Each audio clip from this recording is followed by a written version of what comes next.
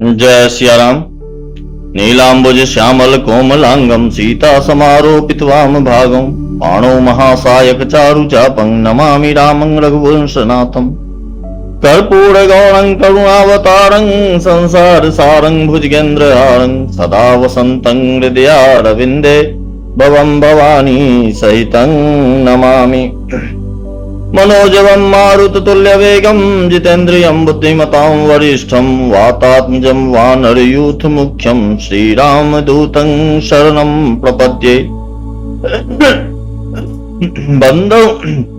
बंदौ गुरुपद कंज कृपा सिंधु नर रूप हरि महामोह तम पुंज जासु बचन रवि कर निग्रह। जय सिया राम। मानसामृत के अगले भाग में आपका फिर से स्वागत, फिर से जय सिया राम।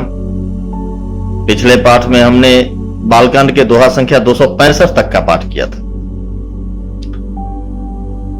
सीता जी के स्वयंवर में सभी राजाओं के असफल होने के बाद महर्षि विश्वामित्र की आज्ञा पाकर भगवान राम धनुष की ओर चलते हैं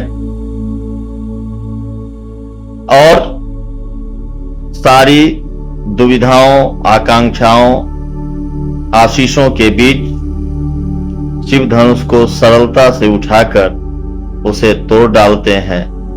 संपूर्ण ब्रह्मांड में आनंद भर जाता है। दुष्ट राजा दुखी होते हैं और जो संत हैं, सज्जन हैं, वो आनंदित होते हैं। देवता पुष्प बरसा रहे हैं, यक्ष गंधर्व सुयस सुनाकर गान कर रहे हैं, बंदी गण वेदावली का गान कर रहे हैं। इस बीच मुनिवर सतानंद जी के संकेत पर सीता जी जयमाला लिए प्रभु की ओर चलती है और प्रभु को जयमाला पहनाती। सखियां कहती है सीता जी को कि अपने स्वामी के चरण छुओ, तो गौतम नारी अहिल्या जी की गति का स्मरण करके सीता जी सकुचाती हैं चरण छूने में। यहां तक का पाठ हमने किया था, दोहा संख्या 265। अब यहां से प्रारंभ करते हुए आगे का पाठ। जय सिया राम। गौतम तीय गति सुरति करी नहीं पर सती पग पानी मन विह से रघुवंश मनी प्रीति अलौकिक जान। दोहा संख्या 265 आगे। तब सिय देखी भूप अभिलाषे कूर कपूत मूढ़ मन माखे उठी उठी पहरी सना है अभागे जहां तह गाल बजावन लागे। उस समय सीता जी को देखकर कुछ राजा लोग ललचा उठे। वे दुष्ट, कुपूत और मूढ़ राजा मन में बहुत तमतमाए। वे अभागे उठ उठकर कवच पहनकर जहां तहां गाल बजाने लगे। लेहु छड़ाई सिय कह को धरि बांधो नृप बालक दो तोरे धनुष चार नहीं सरई जीवत हम ही कुंवरी को बरई। कोई कहता है सीता को छीन लो और दोनों राजकुमारों को पकड़ कर बांध लो। धनुष तोड़ने से ही चार नहीं सरेगी, पूरी नहीं होगी। हमारे जीते जी राजकुमारी को कौन ब्याह सकता है। जो विदेह कछु करे सहाई जीतहु समर सहित दो भाई। साधु भूप बोले सुनि बानी राज समाज ही लाज लजानी। यदि जनक कुछ सहायता करें तो युद्ध में दोनों भाइयों सहित उसे भी जीत लो। ये वचन सुनकर साधु राजा बोले इस निर्लज्ज राज समाज को देखकर तो लाज भी लजा गई। बल प्रताप वीरता बराई नाक पिना कहीं संग सिधाई सोई सूरता की अब कहूं पाई असी बुद्धि तो विधि मुंह मसिलाई। अरे तुम्हारा बल, प्रताप, वीरता, बराई और नाक, प्रतिष्ठा तो धनुष के साथ ही चली गई। वही वीरता थी कि अब कहीं से मिली है। ऐसी दुष्ट बुद्धि है तभी विधाता ने तुम्हारे मुखों पर कालिख लगा दी। देखऊ ना राम ही नयन भरी तज ईर्षा मद मोह ईर्षा मद को लखन रोष पावक प्रबल जानी सलभ जनी हो। ईर्ष्या, घमंड और क्रोध छोड़कर नेत्र भरकर श्री राम जी की छवि को देख लो। लक्ष्मण के क्रोध को प्रबल अग्नि जानकर उसमें पतंगे मत बनो। बैन ते बलि जिमि चह कागु जिमि ससु चह नाग अरि भागु जिमि चह कुशल अकारन कोहि सब संपदा चाहे शिवद्रोही। जैसे गरुड़ का भाग कौआ चाहे, सिंह का भाग खरगोश चाहे, बिना कारण ही क्रोध करने वाला अपनी कुशल चाहे, और शिव जी से विरोध करने वाला सब प्रकार की संपत्ति चाहे। लोभी लोलुप कल की रति चाही, अकलंकता की कामी लहई।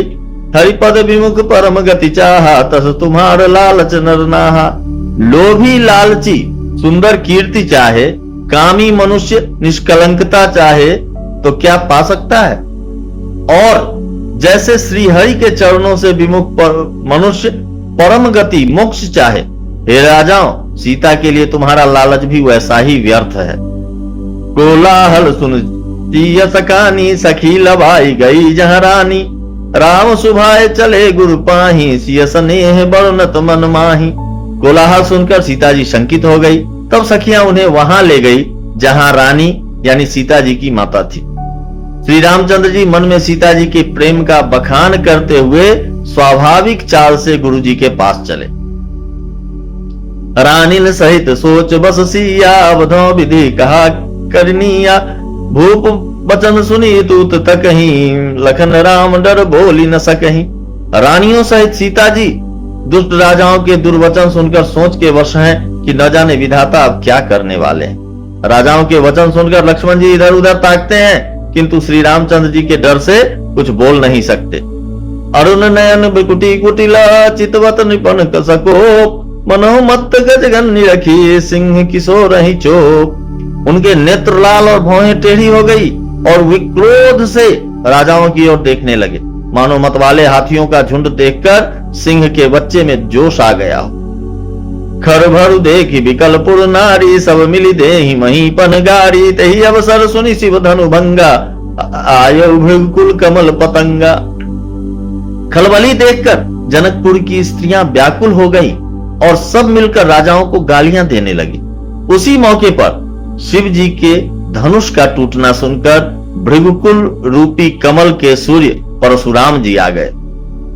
देखी महीप सकल सकुचाने, बाज झपट जनु लभा लुकाने। गौरी शरीर भूति भल भ्राजा, बाल विशाल त्रिपुंड विराजा।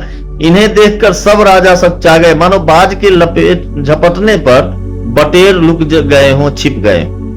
गोरे शरीर पर विभूति बड़ी फव रही है भस्म, और विशाल ललाट पर त्रिपुंड विशेष शोभा दे रहा है।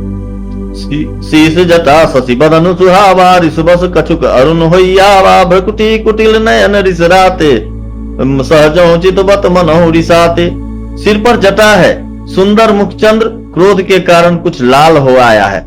भौहें टेढ़ी और आंखें क्रोध से लाल हैं। सहज ही देखते हैं तो भी ऐसा जान पड़ता है मानो क्रोध कर रहे हैं। वृषभ कंध उर बाहु विशाला, चारु जने उमाल मृगछाला। कटी तुन मणि बसन तून दुई बांधे, धनुषर कर कुठार कल कांधे। बैल के समान ऊंचे और पुष्ट कंधे हैं, छाती और भुजाएं विशाल हैं। सुंदर यज्ञोपवीत धारण किए, माला पहने और मृग चर्म लिए हैं। कमर में मुनियों का वस्त्र वल्कल वस्त्र है और 2 तरकस बांधे। हाथ में धनुष बाण और सुंदर कंधे पर फरसा धारण किए हैं।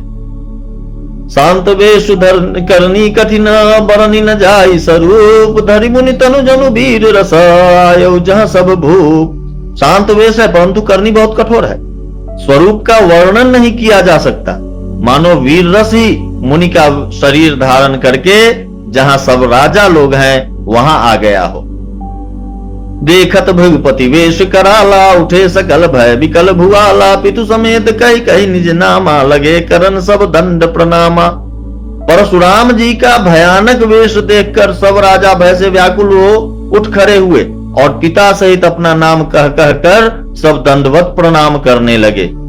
यही सुभाए चित हितु जानी, सो जान जनु आई कुटानी। जनक बहोरी आई सिरुनावासी, ये बोलाई प्रणाम करावा। परशुराम जी हित समझकर भी सहज ही जिसकी ओर देख लेते हैं वह समझता है मानो मेरी आयु पूरी हो गई, समझता है मानो मेरी आयु पूरी हो गई। फिर जनक जी ने आकर सिर नवाया और सीता जी को बुलाकर प्रणाम कराया। आशीष दिन सखी हरसानी, निज समाज ले गई सयानी। विश्वामित्र मिले पुनियाई, पद सरोज मेले दो भाई। परशुराम जी ने सीता जी को आशीर्वाद दिया। सखियां हर्षित हुईं और वहां अब अधिक देर ठहरना ठीक न समझकर वे सयानी सखियां उनको अपनी मंडली में ले गईं। फिर विश्वामित्र जी आकर मिले और उन्होंने दोनों भाइयों को उनके चरण कमलों पर गिराया, यानी प्रणाम कराया।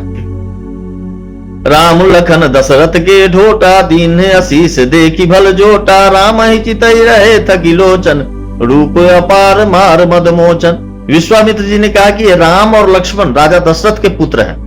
उनकी सुंदर जोड़ी देखकर परशुराम जी ने आशीर्वाद दिया।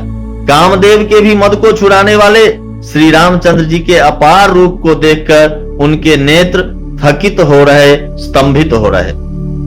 बहु बिलो की विदेह सना, कहो काहति वीर, पूछत जानी अजानी जिमी, व्यापेउ को शरीर। फिर सब देखकर जानते हुए भी अनजान की तरह जनक जी से पूछते हैं कि कहो यह बड़ी भारी भीड़ कैसी है। उनके शरीर में क्रोध छा गया। समाचार कई जनक सुनाए, जय कारण महीप सब आए, सुनत वचन फिर अनत निहारे, देखे चाप खंड मही डारे। जिस कारण सब राजा आए थे, राजा जनक ने वे सब समाचार कह सुनाए। जनक के वचन सुनकर परशुराम जी ने फिरकर दूसरी ओर देखा तो धनुष के टुकड़े पृथ्वी पर पड़े हुए दिखाई दिए। अतिरिस बोले वचन कठोरा, कहु जड़ जनक धनुष कह तोरा, बेगी दिखाओ मूढ़ न तराजू, उल्टो मही जहत लही तब राजू। अत्यंत क्रोध में भरकर वे कठोर वचन बोले, रे मूर्ख जनक, बता धनुष किसने तोड़ा, उसे शीघ्र दिखा, नहीं तो रे मूढ़ आज मैं जहां तक तेरा राज्य है वहां तक की पृथ्वी उलट दूंगा। अति डर उतर देत नृपनाही, कुटिल भूप हर्षे मन माही, सुर मुनि नाग नगर नर नारी, सोचहि सकल त्रास उड़ भारी। राजा को अत्यंत डर लगा, जिसके कारण वे उत्तर नहीं देते। यह देखकर कुटिल राजा बड़े प्रसन्न हुए मन में। देवता मुनि नाग और नगर के स्त्री पुरुष सभी सोच करने लगे, सबके हृदय में बड़ा भय है। मन पछिताति सिय महतारी, विधियव संवरी बात बिगारी, भृगुपति कर सुभाव सुनि सीता, रथ निमेष कलप संबीता। सीता जी की माता मन में पछता रही हैं कि हाय विधाता ने अब बनी बनाई बात बिगाड़ दी। परशुराम जी का स्वभाव सुनकर सीता जी को आधा क्षण भी कल्प के समान बीतने लगा। सब बिलो के लोग सब जानी जान की भीड़, हृदय न हर्ष विषाद कछु, बोले श्री रघुवीर। तब श्री रामचंद्र जी सब लोगों को भयभीत देखकर और सीता जी को डरी हुई जानकर बोले। उनके हृदय में न हर्ष था कुछ और न ही विषाद। जय सिया राम। दोहा संख्या 270, मास परायण 9वां विश्राम। फिर मिलते हैं अगले पाठ में, जहां भगवान के दो अवतार आमने सामने हो चुके हैं, इनके बीच संवाद और लक्ष्मण जी से परशुराम जी का संवाद अगले भाग में। तब तक के लिए जय सिया राम।